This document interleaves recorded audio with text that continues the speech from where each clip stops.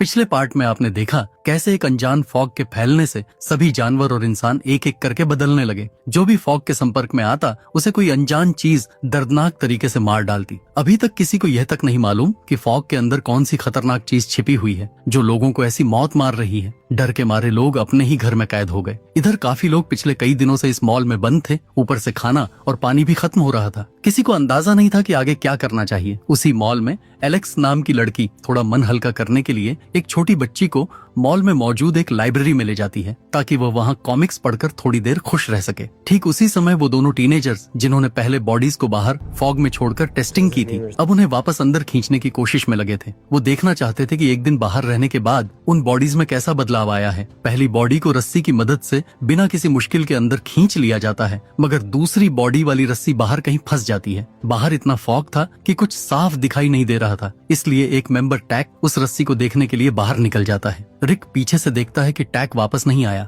इसलिए वह डर के मारे दरवाजा बंद करने की कोशिश करता है, मगर तभी किसी ने टैक की बॉडी को उसी दरवाजे की तरफ फेंक दिया, जिससे दरवाजा टूट जाता है और फॉग मॉल के अंदर घुसने लगती है। रिक फौरन सबको चेतावनी देते हुए अंदर की तरफ भागने लगता है। पास ही एलेक्स उस बच्ची के साथ खड़ी थी और फॉग में फंसते ही किसी क्रीचर ने आकर उस बच्ची को मार डाला। एलेक्स किसी तरह बचकर अंदर भाग पाती है। अंदर आने पर ईव यह देखकर खुश हो जाती है कि एलेक्स बच गई, मगर एलेक्स बताती है कि वह बच्ची को नहीं बचा सकी। सब इकट्ठा होकर वह दरवाजा फिर से बंद करते हैं। क्योंकि रिक की वजह से फॉग अंदर आई थी, इसलिए ग्रुप के नियमों के मुताबिक उसे मॉल से बाहर भेजा जाना तय होता है। बाहर भेजने से पहले उसे अपनी सुरक्षा के लिए एक बैट और कुछ खाने पीने का सामान दिया जाता है। फिर उसे फॉग के बीच मॉल से बाहर निकाल दिया जाता है। उधर जो लड़की मारी गई थी उसकी माँ सैली एलेक्स से नफरत करने लगती है, क्योंकि वही उसकी बेटी को लाइब्रेरी ले गई थी और खुद बचकर वापस आ गई। मन ही मन वह तय कर लेती है कि किसी भी हाल में एलेक्स को इसकी सजा दिलवाएगी, क्योंकि अगर उसकी बेटी नहीं बची तो एलेक्स को भी जीने का हक नहीं।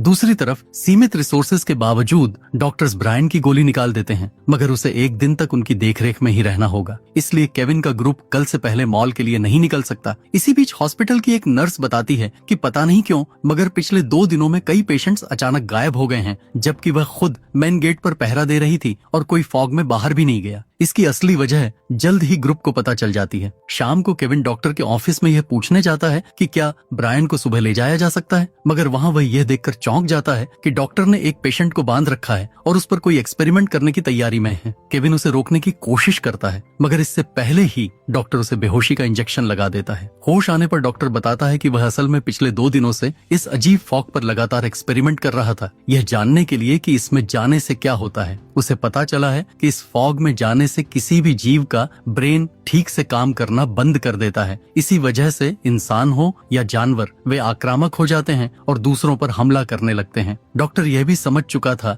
कि यह फॉग किसी इंसानी एक्सपेरिमेंट का नतीजा है, यानी यह आपदा प्राकृतिक नहीं बल्कि मैन मेड है। इसी वजह से वह पिछले 2 दिनों से अलग अलग पेशेंट्स को अलग अलग दवाइयां देकर फॉग में भेज रहा था, यह देखने के लिए कि कौन सी मेडिसिन उनके ब्रेन को इस असर से बचा पाती है, ताकि इस फॉग का कोई एंटीडोट मिल जाए। मगर अब तक डॉक्टर की कोई भी एक्सपेरिमेंट काम नहीं आई थी। उसके सारे टेस्ट सब्जेक्ट्स फॉग में जाते ही मर जाते और इसी वजह से हॉस्पिटल से लगातार पेशेंट्स गायब हो रहे थे। वह यह भी बताता है कि उसने केविन से झूठ बोला था कि ब्रायन हॉस्पिटल से नहीं जा सकता। असल में वह केविन के बाद उसके पूरे ग्रुप पर भी इसी तरह एक्सपेरिमेंट करना चाहता था, जब तक उसे इस फॉग का इलाज न मिल जाए। ये कहते ही डॉक्टर केविन की बॉडी में एक सीरम इंजेक्ट कर उसे बाहर फॉग में भेज देता है। दूसरी तरफ चर्च में सिर्फ नटली, कॉनर और कुछ और मेंबर्स ही बचे थे। उनमें से किसी को समझ नहीं आता कि आगे क्या किया जाए। खाना भी जल्द ही खत्म होने वाला था, जबकि फॉग के खत्म होने के कोई संकेत नहीं थे। वक्त के साथ नेटली और कुछ और मेंबर्स अपना मानसिक संतुलन खोने लगते हैं। धार्मिक होने की वजह से उन्हें लगता है कि यह सब भगवान उनके पापों की सजा दे रहा है। इस सोच में कुछ मेंबर्स खुद की जान देने तक को तैयार हो जाते हैं। उधर मॉल में एलेक्स जब कुछ सामान लेने गई थी, तभी किसी ने उसे बाहर से बंद कर अंदर आग लगा दी। उसे समझ नहीं आता कि यह किसने किया और वह बचेगी कैसे, मगर आखिरी पल पर जे वहाँ पहुँच जाता है और अपनी जान जोखिम में डालकर उसे बाहर निकाल लेता है। फिर भी एलेक्स को शक रहता है कि शायद जे ने ही पहले उसे बंद करके आग लगाई हो, ताकि बचाने का नाटक करके खुद हीरो बन जाए और लोग वो सब भूल जाएं जो उसने पहले पार्टी में उसके साथ किया था। यह सुनकर जे गुस्से में आ जाता है और कहता है कि उसने कभी उसके साथ कुछ गलत नहीं किया और आज भी जब उसे एलेक्स की चीखने की आवाज सुनाई दी तो वह जान की बाजी लगाकर उसे बचाने आया। मगर एलेक्स हमेशा से उसे गलत ही समझती रही है। तभी ईव भी आकर जे को मारने लगती है। उसे लगा कि जे ने फिर से एलेक्स के साथ कुछ गलत करने की कोशिश की। इस बीच केविन, जिसे डॉक्टर ने दवा देकर बाहर भेजा था, उस पर धीरे धीरे फॉग का असर होने लगता है। तभी उसके साथी ब्रायन और एड्रियन उसे ढूंढते हुए डॉक्टर के रूम में पहुंच जाते हैं और केविन को देखकर वो डॉक्टर पर हमला कर देते हैं और जल्दी से केविन को अंदर ले आते हैं। अच्छी बात यह रही कि वह अब तक सुरक्षित था और उसकी जान बच जाती है। ठीक उसी वक्त हॉस्पिटल के बैकअप जनरेटर भी बंद होने लगते हैं, क्योंकि 2 दिन से लगातार बिजली न आने से सब कुछ ठप हो गया था और फॉग की वजह से सूरज की रोशनी भी नीचे नहीं पहुंच पा रही थी, जिससे उनका सोलर सिस्टम भी काम नहीं कर रहा था। बिजली जाते ही हॉस्पिटल के ऑटोमेटिक दरवाजे खुद ब खुद खुल जाते हैं और फॉग अंदर घुसने लगती है। हर कोई डरकर सुरक्षित जगह ढूंढने लगता है और सभी एक एक करके मरने लगते हैं। पूरे हॉस्पिटल में सिर्फ एक ऑपरेशन रूम ही ऐसा बचता है जिसे चारों तरफ से लॉक किया जा सकता था। इसलिए केविन का ग्रुप फौरन उसी रूम में जाकर खुद को बंद कर लेता है। वे वहीं रात बिताकर सुबह मॉल के लिए निकलने का सोचते हैं। उधर मॉल में हालात भी बिगड़ने लगे थे। खाना कम होने से लोगों को बहुत थोड़ा हिस्सा मिल पाता है और जब पता चलता है कि सिक्योरिटी गार्ड ने अपने हिस्से से ज्यादा खा लिया तो कुछ लोग उसे मारने तक लगते हैं। ईव ये देखकर समझ जाती है कि हालात और बिगड़ने वाले हैं। मुश्किल हालात अक्सर इंसान का असली चेहरा दिखा देते हैं।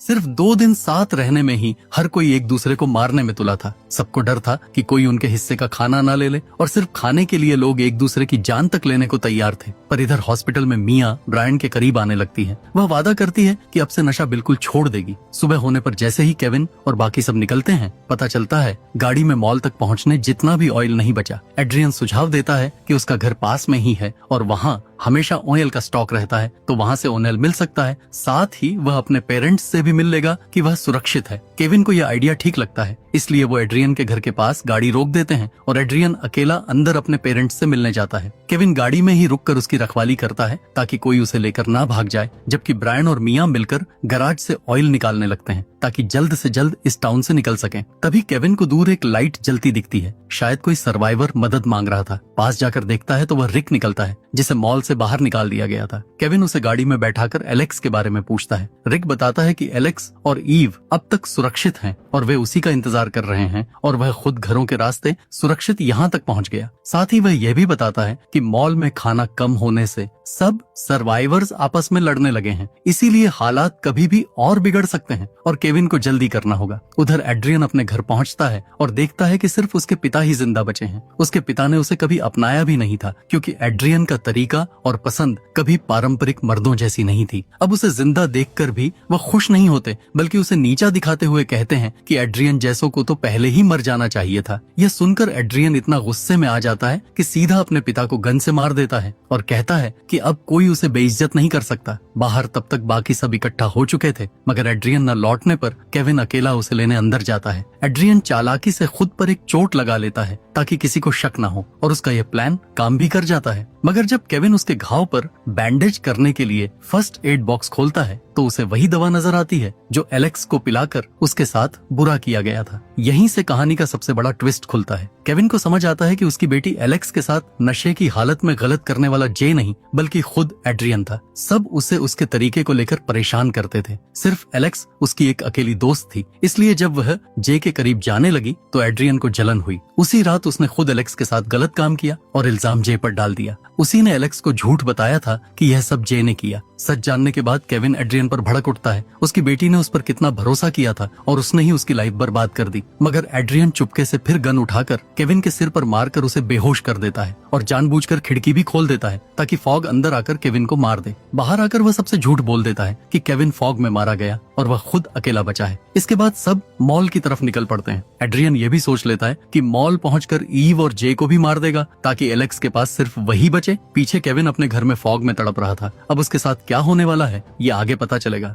चर्च में भी अब हालात बहुत बिगड़ चुके थे। नेटली ने सबको यकीन दिला दिया था कि धरती पर जो भी हो रहा है वह इंसानों के अपने पापों का नतीजा है और अगर वे खुद अपने पापों की सजा भुगत लें तो धरती फिर से सही हो जाएगी। ऑफिसर कॉनर खुद यह मान लेता है कि इस आपदा से ठीक पहले उसके बेटे जे पर एक लड़की के साथ हैरेसमेंट का केस दर्ज हुआ था। यह सुनकर नेटली कहती है कि फिर तो दुनिया को बचाने के लिए जे को सजा देनी होगी और उसे फॉग के हवाले कर देना चाहिए। इतने दिन अकेले रहने से कॉनर को भी यकीन होने लगता है कि नेटली सही कह रही है और वह अपने बेटे जे की सैक्रिफाइस देने के लिए तैयार हो जाता है। वह यह भी बताता है कि पुलिस में होने की वजह से उसे शहर के नीचे बनी टनल्स का पूरा रास्ता मालूम है, इसीलिए वे उसी रास्ते से उस मॉल तक पहुंच सकते हैं जहां जे है। बाकी लोग इस फैसले से सहमत नहीं होते और चर्च में ही रुकने का फैसला करते हैं, मगर नेटली और कॉनर बाहर निकलकर पूरे चर्च में आग लगा देते हैं और बाकी सब सर्वाइवर्स को मार देते हैं। दोनों इन हालातों में पूरी तरह पागल हो चुके थे। उधर एड्रियन केविन को फॉग में मरने के लिए छोड़कर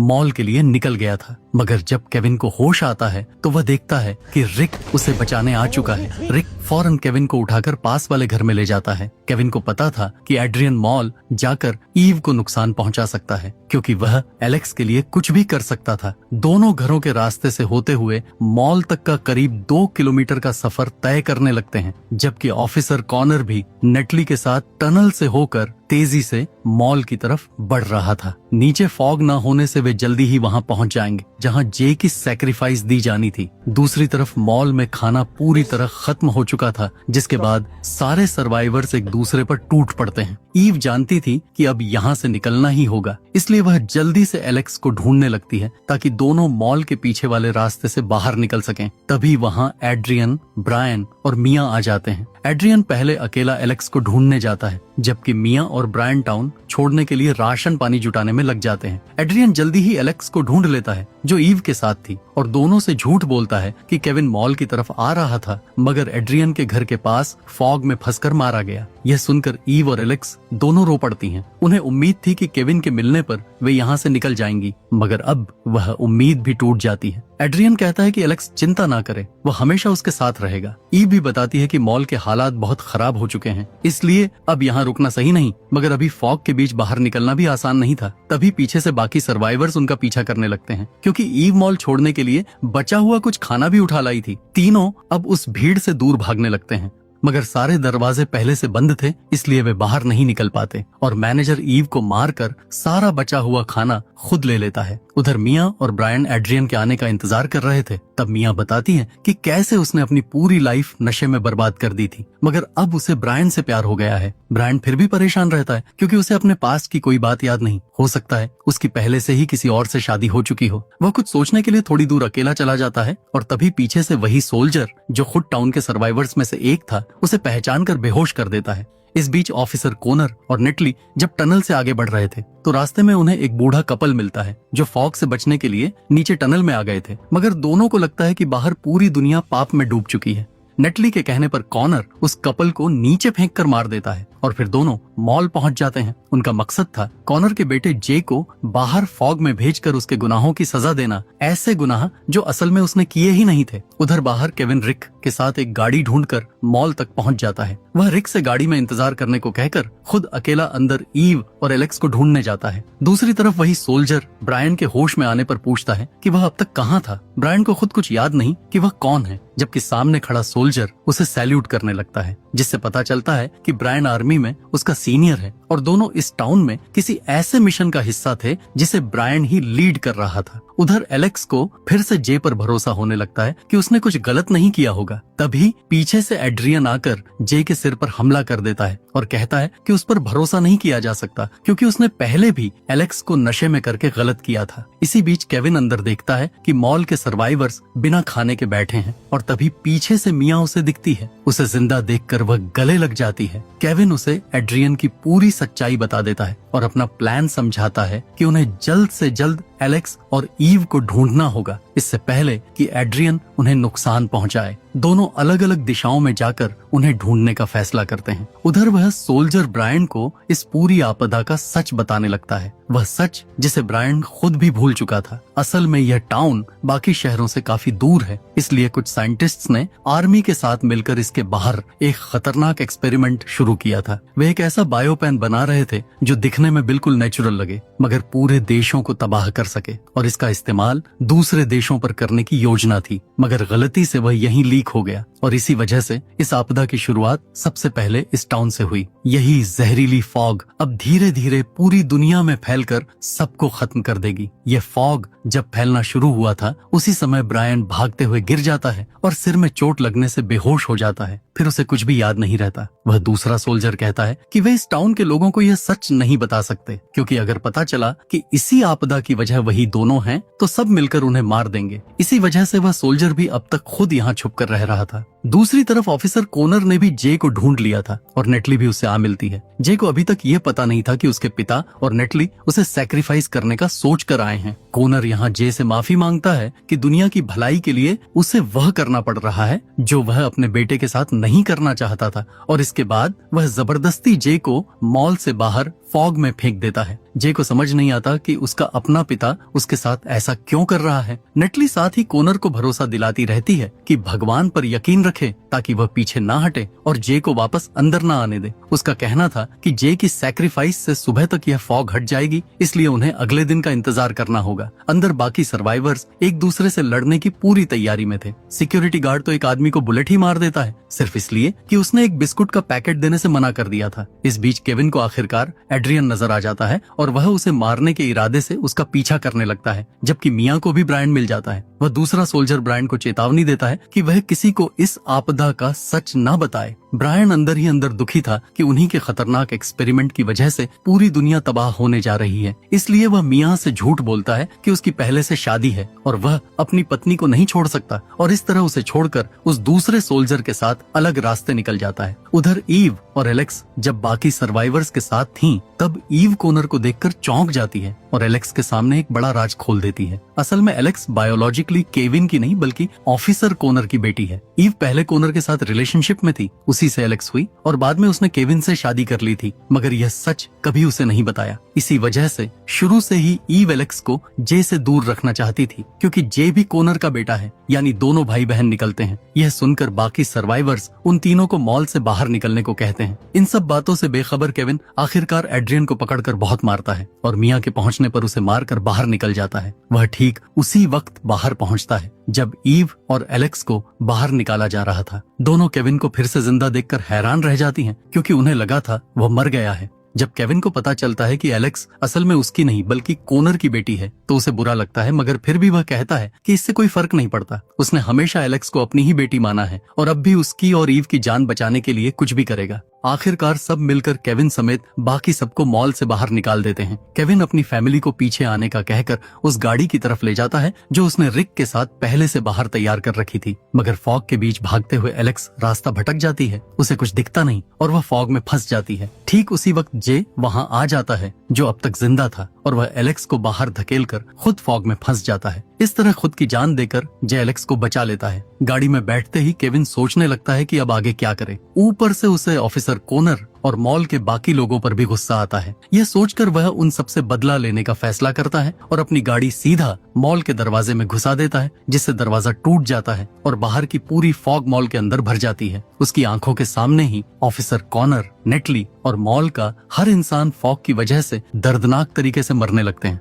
अब इस पूरे टाउन में सिर्फ केविन की फैमिली ही जिंदा बचती है। गाड़ी में उसके साथ रिक, एलेक्स, ईव और मिया थे। केविन इन सब के साथ टाउन से बाहर निकल जाता है, यह सोचकर कि बाहर पहुंचते ही सब सुरक्षित हो जाएंगे। मगर कई घंटे की ड्राइव के बाद भी यह फॉग खत्म नहीं होती और अगले टाउन में पहुंचने पर उन्हें एक ट्रेन दिखती है जिसके अंदर सारे लोग फॉग से मर रहे थे। इससे साफ हो जाता है कि यह फॉग पूरी दुनिया में फैल चुकी है और अब किसी के बचने का कोई रास्ता नहीं बचा। केविन को अपने ग्रुप के साथ इसी फॉग के बीच किसी तरह छुप कर रहना होगा। इसी चौंकाने वाले मोड़ के साथ कहानी यहीं खत्म हो जाती है। ऐसे और सीरीज के लिए सब्सक्राइब करके बेल नोटिफिकेशन ऑन कर लें। अब मिलते हैं अगले वीडियो में।